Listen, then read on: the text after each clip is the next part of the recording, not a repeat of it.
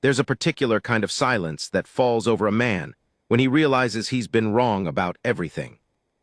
Not the silence of embarrassment, not the silence of defeat. The specific silence of a man who walked into a moment carrying every assumption he'd ever built about the world, stacked them like bricks in front of himself for protection, and then watched a girl in torn shoes dismantle the whole wall with a single laugh. I've ridden through Apache territory at dusk with nothing but a bedroll and a prayer. I've watched storms roll across the Llano Estacado and swallowed dust for so long I forgot the taste of clean air. I've made decisions I can't take back and carried them like stones in my chest across 1,000 miles of empty rangeland. But nothing prepared me for the afternoon. I pulled out my wallet for a girl crouched beside a dumpster in the alley behind the Tucson feed store, and she looked up at me, looked at the bills in my hand, and laughed. Not meanly, not bitterly. She laughed the way someone laughs when they've been told a joke so perfectly timed that the absurdity of it overtakes everything else, including dignity, including hunger, including whatever wall they'd spent the morning building between themselves and the rest of the world. I want to tell you, I handled that moment with grace. I did not, but I'm getting ahead of myself. Because to understand that laugh, to really understand it, you have to understand what happened in the 3 days before it, what she'd already survived, what she already knew that I didn't. You have to understand Elena. The creek ran low that September. Everything in southern Arizona ran low that September. The wells, the conversation at the feed store, the patience of every rancher I knew. We'd had a summer that came in dry and left drier, and by the time the cottonwoods started dropping their yellowed leaves into the wash, most of the men in Cottonwood Flats were walking around with that particular tightness around their eyes that means money is becoming a question rather than a fact. My name is Cal DeVuro. I run cattle on 1,400 acres east of the Santa Cruz River, which is a dignified way of saying I own a modest operation that's been in the DeVuro family since my grandfather staked it in 1921, and has been slowly humbling DeVuro men ever since. I'm 62, unmarried, and I keep a personal log, a leather journal I've carried in my left breast pocket since I was 27, when an old Apache cowhand named Delson told me that a man who doesn't write down what he witnesses forgets that he witnessed it. I've never been sure what that means entirely, but I've filled 43 journals, so clearly something in me believed him. I write everything down, what the cattle do, what the sky does, what people say, what they don't say, which is often more interesting.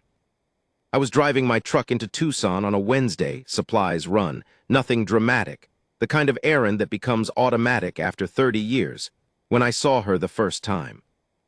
She was sitting on the concrete median on Oracle Road, not at the intersection where the lights were, but a little down the block where there was no reason for anyone to stop unless they wanted to. She had a piece of cardboard, but she wasn't holding it like a plea. She was sitting with her back straight, the cardboard resting across her knees like she just set down something she was carrying for someone else, and she was looking at the sky. I noticed her the way you notice something that doesn't fit the pattern, not with concern, not yet.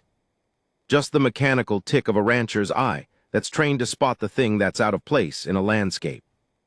She was young, mid-20s maybe, dark hair pulled back with what looked like a piece of twine, actual twine, the kind you use to bundle hay. Her clothes were layered in that way that people who sleep outside learn to layer, not fashion but function, a flannel over a t-shirt over what might have been a thermal, all of it faded to colors that used to be other colors. Her boots were leather, which surprised me. Old, cracked at the toes, but good boots originally. Someone had cared about those boots once. I drove past. I want to be honest about that. I drove past the first time. I told myself the light was green. I told myself she looked fine, back straight, no desperation in her posture. I told myself I had things to do. I got my feed, my fence wire, a bag of coffee beans from the place on Stone Avenue that I'd been buying from for 20 years. I loaded the truck. I ate a tamale standing up at the counter of a gas station like I always do when I'm in town because somehow it's become a ritual I can't break, and I drove back the same way. She was still there. Different position now. She'd turned and she was writing something in the dirt beside the median with a stick. I couldn't see what. The light was red this time, and I sat at it for a full cycle. The light changed, I didn't move. Someone behind me tapped their horn, and I watched her write. She wrote steadily, like she was working something out, and when she reached the end of whatever she'd written, she stared at it for a moment. then smoothed it over with her hand and started again. I pulled over. I don't entirely know why. I've driven past 100 people with cardboard signs, and I've stopped for maybe a third of them, and it's never been a clean calculation. Something about the writing in the dirt, something about the boots. I got out of the truck, and because I am 62 and a rancher and I have never been a man of elegant approaches, I walked over and said, "You doing all right?" Which is not what I meant. What I meant was something more complex. Are you hungry? Are you safe? How long have you been here? Is there something I can do? But it came out as "you doing all right," which is how men like me ask complicated questions in the only vocabulary we have. She looked up. Her eyes were dark brown, almost black, and sharp in a way that took me aback. Not the unfocused eyes of someone who'd been pushed past a certain edge. These were eyes that were actively engaged in observing me, cataloging something, making a determination. There were dark circles under them, and she was thin, not dramatically, but the kind of thin that comes from a few weeks of not enough, not years of addiction or illness. She looked like someone who was temporarily outside her normal situation, and had been handling it with a competence she didn't feel the need to announce. "I'm fine," she said. Her voice was clean. No slur, no hoarseness. She sounded like someone who'd been a student once or who had a parent who'd read to them. "Thank you for stopping." The "thank you for stopping" felt rehearsed. Not dishonest, genuine, even, but the phrasing of someone who'd said it many times and knew that social courtesy kept the interaction from becoming confrontational. "You been here long?" I asked. "Second day." I looked at the cardboard. It said in careful block letters, "Not asking for money, asking for work." I read it twice. "What kind of work?" I said. Something shifted in her face. Not quite surprise, more like she'd adjusted her expectation of where the conversation was going. "Anything manual, cleaning, hauling, painting. I have a truck. It broke down last week on the interstate, about 40 miles east. I'm trying to get enough together to have it towed and repaired. The mechanic quoted me $460. "What's wrong with it?" "Alternator and a belt. Probably the battery too at this point since it's been sitting." I blinked. "How do you know that?" "Because I've fixed alternators before. I just don't have the tools with me, and I don't have a way to get back out there to get the parts." She said it without impatience, but also without apology, just information. I stood there like a fool for a moment. Then I said, "You're Apache." I don't know why I said it like a statement instead of a question. I'd noticed the bone structure, the coloring, something in the way she held herself that I recognized from years of working alongside Apache cowboys, from years of buying cattle at the San Carlos market, from years of being educated by men who knew these lands in ways I never would. But I said it wrong, blunt, and presumptuous, and I knew it as soon as the words were out. She looked at me steadily. "My mother's family is White Mountain Apache," she said. "My father's family is from Albuquerque. Does that change whether you're going to help me?" "No," I said. "I'm sorry." That was a rude way to. "It's fine." She said it quickly, not dismissively, but efficiently, like she'd decided the conversation would move faster if we didn't spend time on the apology. "Did you have work you were thinking of offering, or were you going to give me money?" "I was thinking about giving you money," I admitted. I was already reaching for my wallet. She watched my hand go to my pocket with an expression I couldn't quite read. Not gratitude, not offense, something more complicated than either. "How much were you thinking?" she asked. "Whatever I've got." I opened the wallet. I had about $140 in cash I'd taken out extra for the supplies run. "I've got 140. You could have it." There was a pause, and then she laughed. It wasn't long. It wasn't mean. It was, as I said, the laugh of someone hearing a joke so perfectly formed that the absurdity breaks through everything else. She pressed her hand briefly over her mouth, which told me she hadn't meant to let it out, that she'd been maintaining a certain professionalism, and the laugh had ambushed her. "I'm sorry," she said, and she genuinely was, I could see that. "I'm sorry, that was rude, it's just—" She stopped, started again. "You were going to give me $140. "Yes, but I need 460. I stared at her. So you would have felt good about yourself, and I would have been $320 short and still sleeping under a bridge. She said it without cruelty, which almost made it worse. "I don't mean to be ungrateful. I've been doing the math all day. $100 doesn't change the math." I stood there in the afternoon heat of Oracle Road, with $140 in my hand, and no argument to make. Because she was right. She was completely, exactly, arithmetically right. And the thing that was slowly working its way through my chest wasn't embarrassment, exactly. It was something more specific. It was the recognition that I had walked over here with the emotional shape of generosity already built in my head. I was going to give her money. She was going to be grateful. I was going to feel like a decent man, and I was going to drive home with that little warmth in my chest. I hadn't been thinking about what she actually needed. I'd been thinking about how the interaction was supposed to feel. She was watching me figure this out. I could tell by the way her eyes had gone slightly soft, not pitying but patient.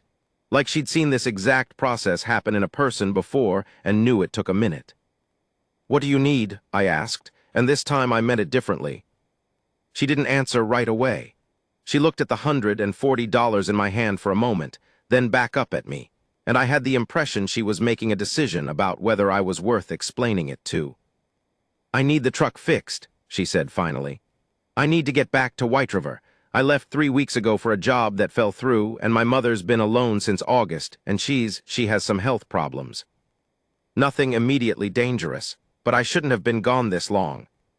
She said it quietly, not performing emotion, not asking for it, the way you state a fact that's too large to hold with inflection. I put the money back in my wallet.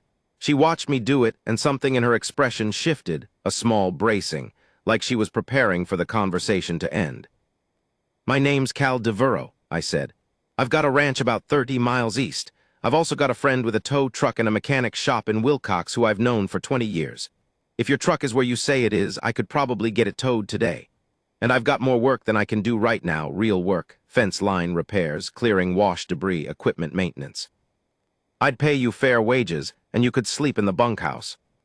She was quiet for a moment. "Why?" she said. "Because you did the math and you were right," I said. "And because I've got a fence line that's been bothering me for 2 weeks and I'm 62 and my knees aren't what they were." The corner of her mouth moved, not quite a smile but something adjacent to it. "I'm Alina," she said. "I know," I said, which made no sense because I didn't, and we both knew it, and somehow it was the right thing to say anyway. She gathered her things from behind the median, a pack that was smaller than I expected, a worn sleeping bag rolled tight, a book I couldn't read the spine of.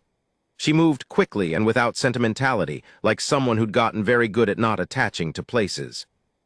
I noticed, as she shouldered the pack, that her hands were calloused. I don't know why that detail lodged itself in my chest the way it did.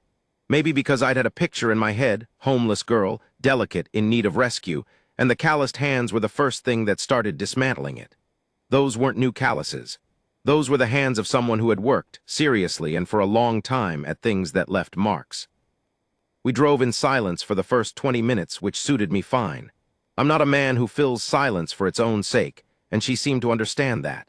She kept her pack on her lap instead of putting it in the back, which I noticed but didn't mention. A person keeps their bag on their lap when they're not sure yet whether they need it within reach. "You said your truck broke down 40 miles east," I said eventually. "On the 10. Just past the rest stop near Benson. I pulled off when the warning light came on. I knew if I kept going I'd damage the engine." "Smart." "It wasn't smart, it was just I know the truck." A pause. "I've had it for 9 years, it was my grandfather's." I glanced at her. She was looking out the window, her jaw set slightly. "He taught me to work on it," she said. "He had this theory that every woman should understand the machine she travels in. He said," she stopped. "He passed away last spring." She didn't offer more, and I didn't ask for it. I wrote something in my journal that evening. "The things people carry in their mechanics," I wrote, which didn't quite make sense but felt like it meant something. We made a call to Gus Haber in Wilcox, and he agreed to get the truck that afternoon. I knew he would. Gus is the kind of man who agrees to things before he thinks about whether they're convenient, which is a quality I've always admired and occasionally envied. "He'll be fair with the estimate," I told her. "If you end up doing the work for me, I pay $12 an hour. It's not exceptional, but it's real, and I keep my word." "12 is fine," she said. "What do you do," I asked, "when you're not sleeping on medians?" She looked at me. "That's a significant question." "I'm 62, I said. "I've run out of time for insignificant ones." something that was almost a smile again. I'm finishing a degree in environmental engineering. I was 3 semesters from done when my grandfather got sick and I took a leave of absence to help. And then he died, and then my mother's situation got complicated, and then I needed money, and then the job I drove 4 hours for didn't materialize. A beat. So I said, I fix trucks, she said, and I do whatever work is in front of me. My grandfather's theory was that there's always work in front of you if you're willing to see it. I drove another mile without saying anything. He sounds like he was a good man, I said finally. He was, she said. He was also difficult and stubborn and had about 14 opinions about everything, half of which were wrong. A pause. But yes, he was good. We turned off the highway and onto my gravel drive a little before 5. The land opened up the way it always does at that hour, the light coming low and orange across the scrub, and the cattle grazing in the east pasture moving slow and gold. I've lived here for 30 years, and I still notice when the afternoon light does what it does in September. Elena noticed too. She went quiet, and I could feel her looking at the land. How many head? She asked. About 340 right now, down from 450 2 years ago. I didn't explain why. The drought explained itself. She nodded like she understood the silence inside that number. The bunkhouse was empty. I hadn't had regular hands since my last 2 left in the spring, which was part of why the fence line was suffering. I showed her in. It was spare but clean, a real bed, a small bathroom, a window that looked east toward the Santa Catalinas. This is yours while you're here, I said. I don't have rules about ours. I do have a specific situation with the south fence I'll show you in the morning, and after that you can tell me what you can reasonably take on and what you can't. She set her pack on the bed and looked around the room. Thank you, she said. This time it didn't sound rehearsed. Supper's at 6 if you want it, I said. No obligation. I left her there, and as I walked back across the yard toward the house, I pulled out my journal and wrote. She did the math, I hadn't note that. She came to supper. We ate beans and cornbread and didn't say a great deal, which was comfortable in a way I hadn't expected. After she helped clear the dishes, which I told her she didn't have to do and she did anyway, she went back to the bunkhouse and I sat on the porch with my coffee and looked at the stars coming up over the Catalinas. I thought about what I'd done. Brought a stranger home. A young woman. Someone I knew nothing about beyond a conversation and a cardboard sign and the observation that her hands were calloused and her boots had once been cared for. My sister would have told me I was a fool. My sister told me a lot of things over the years, most of them useful, which is why I've missed her every day since she passed in 2019. But here's the thing about people who write things down. You notice when something is worth recording. And Elena, sitting in the dirt on Oracle Road doing the math I hadn't done, was worth recording. I didn't know yet what the next 3 days would cost me, or what they would give me back. I wrote the date in my journal, September 14th, found something I wasn't looking for, then I closed it and went inside before the night got too cool for an old man's joints. She was already at the fence line when I got there the next morning. I'd said 7 o'clock, and she was there at 6:30, which I discovered when I came around the south pasture rise with my coffee thermos and my tools, and found her crouched by the broken section, not doing anything yet, just looking at it. Studying it the way you study a problem before you touch it, which is something I've always thought is the difference between someone who knows their business and someone who just knows how to keep busy. The fence was bad. About 40 feet of it had come down in the last monsoon. A wall of water had come through the wash and taken the posts with it, twisted the wire, left it in a heap that had then been walked on by a dozen cattle who found the gap before I could close it. I'd been managing with a temporary barrier, but it was a bad fix and getting worse. Elena stood up when she heard my boots on the gravel. The soil here is different, she said by way of greeting. Over there, she gestured toward the wash, it's going to undermine any post you set unless you go deeper and pour concrete at the base. Standard depth is going to shift again. I looked at the wash. I knew she was right. It was something Delson had told me once, and I'd never done it properly. I know, I said. I've been cutting that corner for years. She looked at me without judgment. We can do it right this time. The word was casual, workmanlike, but I noticed it. We worked most of that day on the south fence. Elena had done fence work before, I didn't ask when or where, but her movements told the story.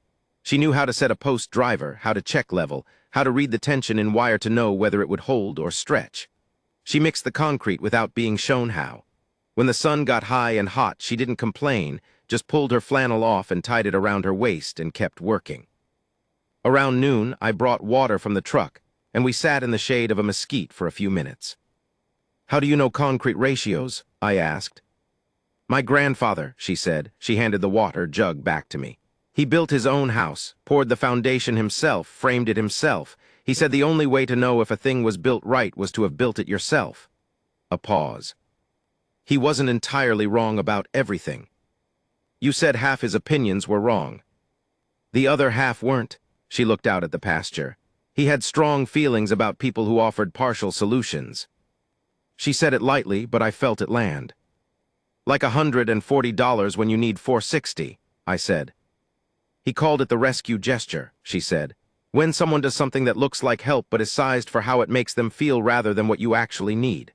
She glanced at me, something uncertain in the look, like she'd gone further than she'd intended and wasn't sure how I'd receive it. "I don't mean that, you didn't know. I shouldn't have laughed, that was." "It was honest," I said. "Don't apologize for it." She was quiet for a moment. "Then, he used to say that the worst thing you can do for someone who's drowning is throw them a rope that's 10 feet short, because then they think they're about to be saved." I thought about that for a long time. I'm still thinking about it. Gus called at 2 in the afternoon. The truck was at his shop. He'd done a preliminary look, and the assessment was, as Alina had predicted, alternator, belt, and yes, the battery had gone flat from sitting. He quoted her $420 for parts and labor. She was standing 6 feet from me when he called, pulling a wire taut, and I relayed the number. She didn't react for a moment, just kept her hands on the wire, kept her eyes on the post. Then she let the tension ease and straightened. "Okay," she said. "420 is the number," I said. "I heard," she calculated something silently. "At $12 an hour, I'd need to work about 35 hours to cover it if I work full days." "Alina," she looked at me. "I'll advance you the money against your wages. You can work it off over the next week or longer if you need. Gus can fix the truck tomorrow and you can have it back." She stared at me. "That's a loan," she said, "not a gift." "It's a loan. I'll keep the accounting." "I want it written down," she said. "In your You Have That journal, I want the terms written down." I pulled out my journal. I wrote the date, her name, the loan amount, the terms, $12 an hour, wages applied to debt, any remaining balance to be paid within 60 days. I wrote it like a contract because she needed it to be one, because accepting help from a stranger without terms is what you do when you've given up, and Alina had not given up. I turned the journal to her and she read it carefully. Then she looked up. "Do you have a pen?" she said. I gave her one. She signed her name at the bottom. Alina runs after. It was the first time I'd seen her last name. I looked at it for a moment before I closed the journal. "Your grandfather's name?" I asked. "His father's," she said. She turned back to the fence. "It's a running name. His family were runners, distance runners, scouts. It's an old thing." I thought of her on Oracle Road, sitting with her back straight, not performing helplessness, just calculating, doing the math, waiting for a real solution. A running name, something that moved forward, not waited. That night she didn't come to supper right away. I was finishing the dishes when I heard the bunkhouse door, and I looked out the kitchen window to see her sitting on the step with a phone, talking quietly. She had one hand pressed flat against her knee, a gesture I'd noticed she made when she was managing emotion, not hiding it exactly, but steadying herself against it. I didn't watch long. It wasn't my business. But a few minutes later she came inside, and when she sat down at the table for the plate I'd kept warm, her eyes were slightly red at the edges, and she was carrying that particular stillness of someone who has just heard something they needed to hear after a long time without it. "Your mother?" I asked. "My sister," she said. "My mother's better today. She was able to walk to the kitchen on her own." "That's good news," I said. "Yes," she picked up her fork. "She walked to the kitchen to make fry bread, which she's not supposed to eat, and she made about 2 dozen pieces and she ate most of them." A pause. My sister was furious. My mother was laughing. I felt something loosen in my chest that I hadn't known was tight. She sounds like someone worth getting home to, I said. She's impossible, Elena said. And the way she said it, impossible, was the warmest word I'd heard in a long time. The second day, she worked on the equipment. I'd mentioned, almost as an aside the first afternoon, that the baler was misbehaving, making a sound it shouldn't, dropping tension at irregular intervals. I'd been managing it by hand, compensating for the fault in each cycle. She asked to look at it. I said sure, more out of politeness than expectation. She spent 3 hours on it. I found her at noon lying half under the machine with a flashlight and a wrench I didn't know I owned, making sounds of quiet argument with the mechanism, little frustrated exhales, one firm aha that I heard from 20 feet away. When she emerged, her forearms were greased to the elbows, and she had a piece of shredded rubber in her hand the length of my thumb. There, she said, holding it up. The belt was rubbing on the casing. It's been wearing itself down for months. I replaced it with the spare I found in your supply shed. You had one that was the right size. I looked at the piece of worn rubber. I've been compensating for that baler all summer. I know, she said. I could tell from the way you described it. I stood there for a moment, looking at the piece of belt. How much do I owe you for that? I said. It's included in the fence labor, she said. The belt was in your own shed. I just found the problem. She walked back toward the water tank to rinse her arms, and I stood in the shade of the equipment barn and looked at the baler that was now, for the first time in months, exactly what it was supposed to be. That afternoon, I drove her to Gus's shop in Wilcox. Her truck was a 1998 Ford F-250. The deep green of it faded to something closer to sage, with a cracked passenger mirror and a dent in the rear panel that had been there long enough to rust at the edges. She walked to it the way you walk to something that belongs to you, not performance, just belonging, and ran her hand along the door frame before she opened it. Gus had her wait while he finished the last connections on the battery. She stood next to the truck and watched him work, and she asked him 2 questions about the alternator that made him look up with an expression I recognized as professional respect. She good? I asked Gus quietly, while Elena was checking the tire pressure on the rear wheels. Better than good, he said. Whoever told her about engines knew what they were doing. Her grandfather. Oh, he looked at her. Good to keep that kind of thing going. The drive back to the ranch was different from the first one. She sat with her pack in the back this time, which I noticed. Gus said she'll run fine, I said. She'll run fine, Elena agreed. I want to get her back to White River and go over everything myself. There are a few things I want to check. You planning on leaving soon? I asked. I tried to make it sound like a logistical question. I still owe you, she did the math quickly in her head. 2 days of fence work plus today plus the baler. At 12 hours a day, that's around 36 hours, $432. A pause. $8 short. I can pay you the $8 in cash. You found the baler problem on your own time. I used your spare part. A spare part I didn't know I had. She was quiet. I want to pay what I owe. Elena, I said her name the way Delson used to say mine when I was being stubborn about the wrong thing. You owe me 3 days of excellent work, a fixed fence, and a baler that runs like it's supposed to. The math is even. She looked at me for a long moment. Your grandfather, I said. He would have said the rescue gesture is bad, but what about the other kind, where someone just does what they can? She turned back to the window. He called that being useful, she said quietly. He said being useful is the highest thing. I didn't say anything to that. Some things don't need addition. I wrote in my journal that night, being useful is the highest thing. Put this somewhere, I'll see it.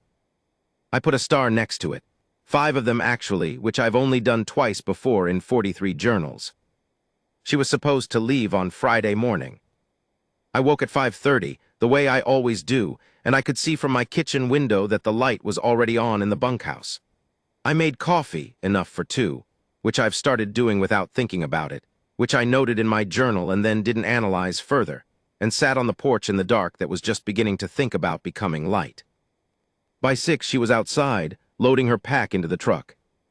I brought the coffee over and set 1 mug on the truck's hood without saying anything. She looked at it, then at me, then picked it up. We stood there in the not-quite morning, watching the sky go from black to the deep blue that happens for maybe 15 minutes in September before the orange catches it. The cattle were starting to move in the east pasture. A coyote called somewhere out in the scrub, and then didn't. "There's something I want to show you before you go," I said, "if you have time." "I have time," she said.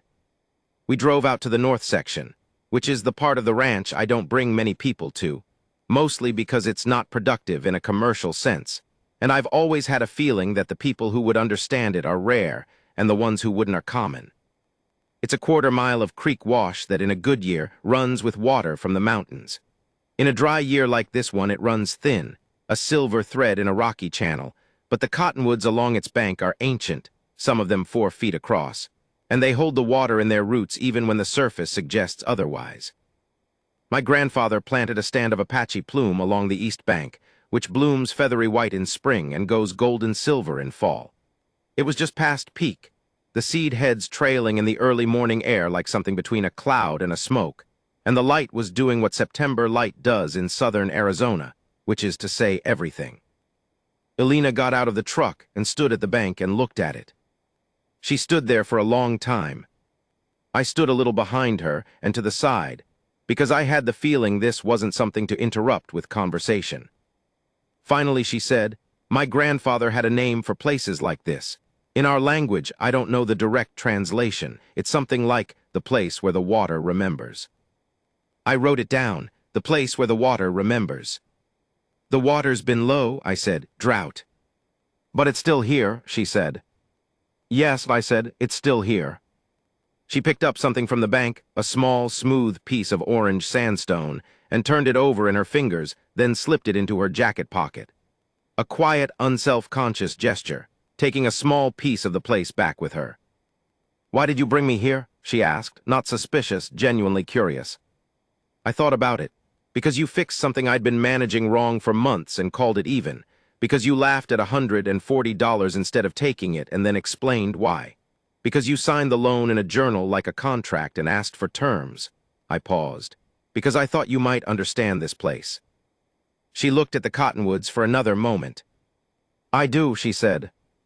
We drove back in the early light. I had a feeling, heavy and not entirely comfortable, that I've had before when something is ending that I wasn't quite ready to have end. It's a different feeling from loss. It's the precursor of it, the early taste. I'm 62 and I've been alone a long time. Not unhappily, mostly, but alone. Elena stacked the last of what she'd borrowed from the supply shed, a pair of work gloves she'd asked to use back on the shelf in the barn, very precisely, not beside, but in their original position. I saw her do it. She thought I wasn't watching. "You don't have to put those back," I said. "They're your gloves," she said. "You earned them." She looked at the gloves. Then she picked them up and put them in her jacket pocket alongside the stone. We settled the accounting at the kitchen table, which felt right. I laid the journal open to the contract page. She laid $3 in cash on the table, which was wrong. She was actually $7 over when I recalculated the bailer time. But I didn't recalculate it out loud because she needed the accounting to be clean and mine was close enough. "You're overpaid by a few dollars," she said, catching something in my expression. "My arithmetic," I said. "It's not wrong." "Elena." "Fine," she said, after a long pause. She folded the cash back. We were even, or close enough that the distance didn't matter. I asked her then, the question I'd been turning over for 3 days. "The engineering degree," I said. "You said you were 3 semesters out." "Yes." "What happens when your mother is well enough?" She was quiet for a moment, then I go back. "I've been in contact with my advisor. The program will hold my spot for another year." A pause. "She thinks I have promise." "Your advisor is right," I said. She looked at me with an expression I couldn't fully name. "You don't know my work." "I know how you look at a problem before you touch it," I said. "That's most of it." She looked down at the table for a moment. Then she did something I hadn't seen her do in 3 days. She let the professional control slip just briefly, just at the edges. Her jaw shifted, a small thing, and she pressed her lips together, and then it was back. "My grandfather wanted to see me graduate," she said. He told everyone in Whiteriver about it, every person he talked to. She laughed, short and not quite easy. He was impossible about it. He'd tell complete strangers. He'd bring it up when it was completely irrelevant. He was proud of you, I said. He was proud before there was anything to be proud of, she said. That was his way. He decided you were capable, and then he just operated on that assumption until you had no choice but to try to prove him right. She looked at the journal. I want to graduate, she said. I want to graduate, and I want him to have been right. I didn't say anything.